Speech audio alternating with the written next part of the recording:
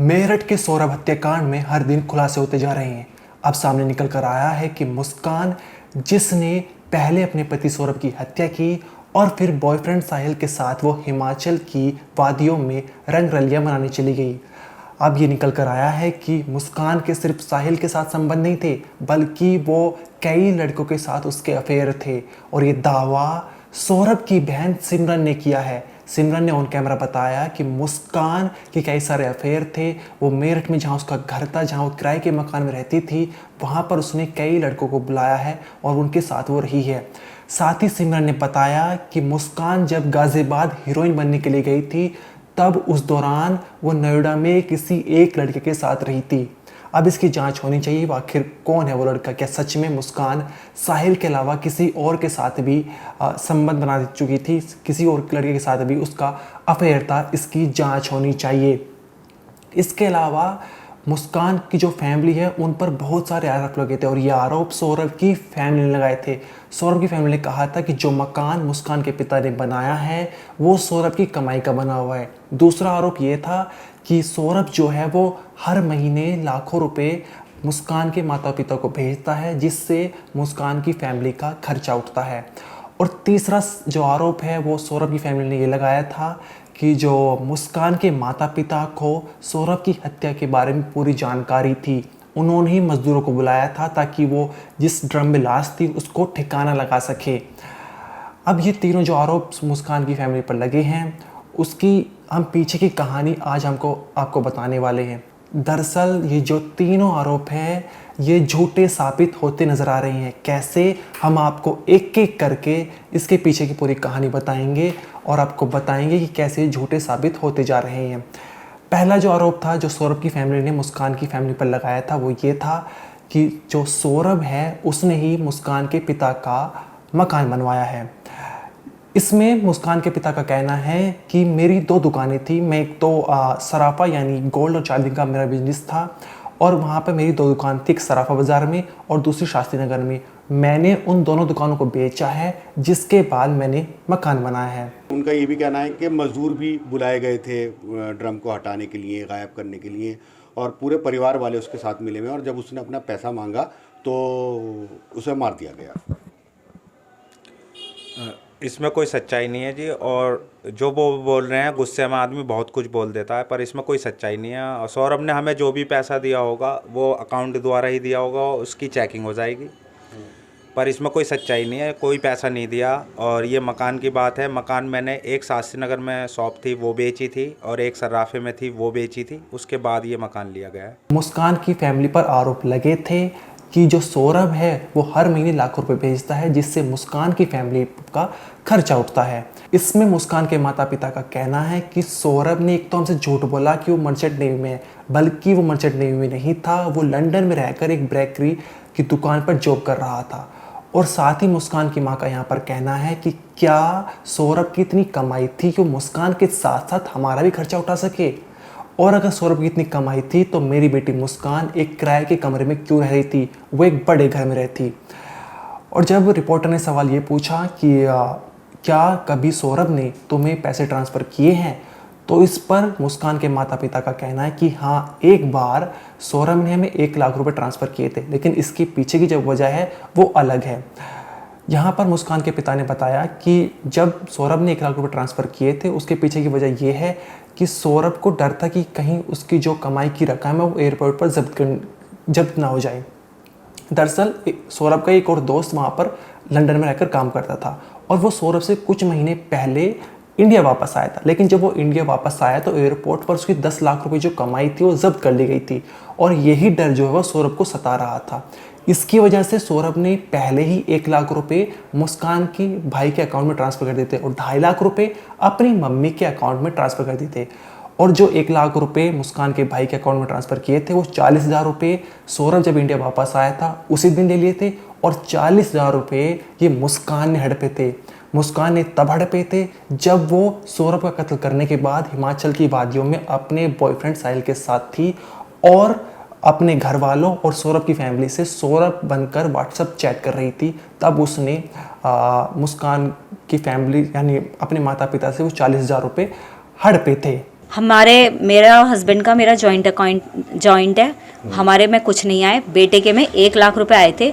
उसका सब ऑनलाइन है, डाटा जो भी है वो हमने पुलिस स्टेशन में दे दिया है। अच्छा, क्यों उनका आए थे ये बता दो।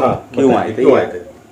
वो इसलिए आए थे, मतलब क्यों आए थे? हाँ, आप बता दीजिए। वो सौरभ हमसे यूँ कह रहा था कि अपने अकाउंट नंबर दे देना पापा, मेरे को जो पैसा है मैं लेके नहीं आ सकता। मेरा एक उनका दोस्त कोई और भी वहाँ काम करा 2 साल उसने, और वो एयरपोर्ट पे जब आया तो उसकी जब चेकिंग हुई तो उसका सारा पैसा उन्होंने कब्जे में ले लिया और उसकी 2 साल की मेहनत ख़राब हो गई। मैंने कहा ठीक है, मैं आप भेज दूँगा अपना। तो मैंने अपना भेजा था। उसके बाद उन्होंने कोशिश करी उसमें डालने के लिए, पर वो पैसे उसमें डल नहीं पाए। उसके बाद बेटे से बात करी होगी उन्होंने, तो बेटे ने भी अपना अकाउंट नंबर भेजा, तो उसमें उन्होंने 1 लाख रुपए डाले थे, जिसमें उन्होंने 40,000 जिस दिन वो आए थे उस दिन वो ले लिए थे। और उन्होंने मैसेज भी कर रखे हैं हमें कि 40,000 रुपये निकाल के विशु मेरे को दे दो। तो ATM से 40,000 कैश निकाल के उनके हाथ में दे दिए थे। उसके बाद जब ये घटना हो गई है, उसके बाद जब ये लड़की घूमने गई है, तो सौरभ के ही मोबाइल से फिर मैसेज आया कि सुबी के अकाउंट में 40,000 रुपये डाल दो। तो 20-20 करके 2 बार डले हैं वो। मतलब आपने उस टाइम मुस्कान जब बात कर रही थी सौरभ बन के जब वो बात कर रही थी, उसके बाद हमने 20-20 करके 2 बार मेरे बेटे ने उनके सुबी के अकाउंट में वो पैसे डाले हैं। अच्छा, ये भी आरोप है कि आपके हालात बहुत ख़राब थे, सौरभ आपके घर का खर्चा उठाता था। हाँ सर, ये मैं इसके लिए बोलना चाहती हूँ कि हम सर्राफे का काम करते हैं। मेरे हस्बैंड कारीगर हैं गोल्ड की चूड़ियों के, उनका नाम है सर्राफे में। और मेरे हस्बैंड 13-14 साल की एज थी तब से काम कर रहे हैं।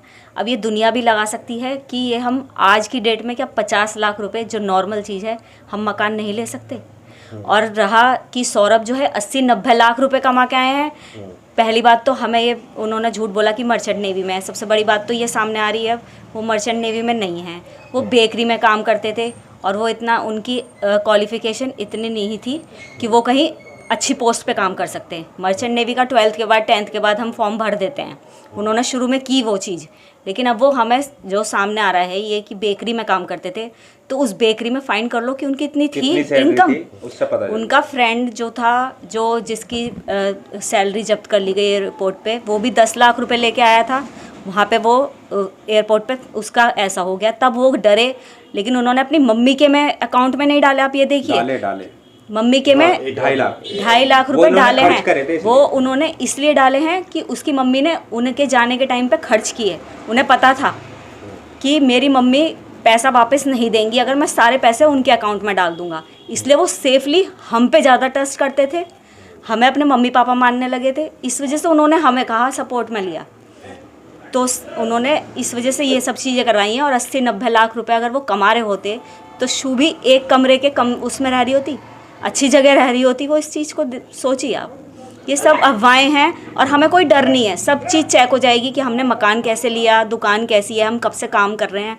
अब जो तीसरा सवाल था वो ये था कि क्या मुस्कान के माता पिता को इस बारे में जानकारी थी कि सौरभ का कत्ल हो चुका है और उसकी लाश ड्रम में बंद है और वो उसे छुपाने के लिए मजदूरों को बुला रहे थे। यहाँ पर मुस्कान के पिता का कहना है कि हमें इस बारे में कोई जानकारी नहीं थी कि मुस्कान ने मजदूरों को बुलाया था जो ड्रम है उसे ठिकाने लगाने के लिए। नहीं, मुस्कान के पिता का कहना है कि हो सकता है कि मुस्कान ने 18 मार्च की सुबह या 17 मार्च की शाम को मजदूरों को बुलाया हो ड्रम को ठिकाने लगाने के लिए, लेकिन हमारा इसमें कोई लेना देना नहीं है। हमें जैसी सूचना मिलती है, जैसे ही मुस्कान के द्वारा पता चलता है कि सौरभ का कत्ल हो चुका है और ये कत्ल मुस्कान ने किया है, तो हमने तुरंत इसकी सूचना पुलिस को दे दी थी। मेरी बेटी 18 को ये बात बताई है, उससे पहले उन्होंने करा हो, इस 18 की सुबह करा हो। आप पे आरोप लगाए हैं कि आपने मजदूर वहाँ भेजे ड्रम को हटाने के लिए, मुस्कान और मुस्कान के परिजनों ने। नहीं, मैंने कोई मजदूर नहीं भेजे हैं वहाँ पे। और मजदूर भेजे हैं तो वो मेरी शकल तो जानते होंगे, उनसे बुलवाओ कि मैंने भेजा उन्हें और कहाँ से लिया और कितने पैसों में बात हुई है, बात करवाओ मेरी। आपकी तरफ से कोई मजदूर की बात आई? नहीं, हम कुछ नहीं जानते इस मैटर में। और जो भी है वो सब इन्वेस्टिगेशन हो जाएगी। ना हमने कुछ करा, ना हम किसी चीज़ से डर रहे। अब ये जो तीनों आरोप मुस्कान की फैमिली पर लगे रहे थे वो एक तरह से झूठे नज़र आ रहे हैं। यहाँ पर मुस्कान की फैमिली ने कहा है कि हमें तो इस बारे में कोई जानकारी नहीं थी कि मुस्कान ने मजदूरों को बुलाया है या नहीं बुलाया है, हमें जैसी सूचना मिलती है हमने तुरंत बता देता।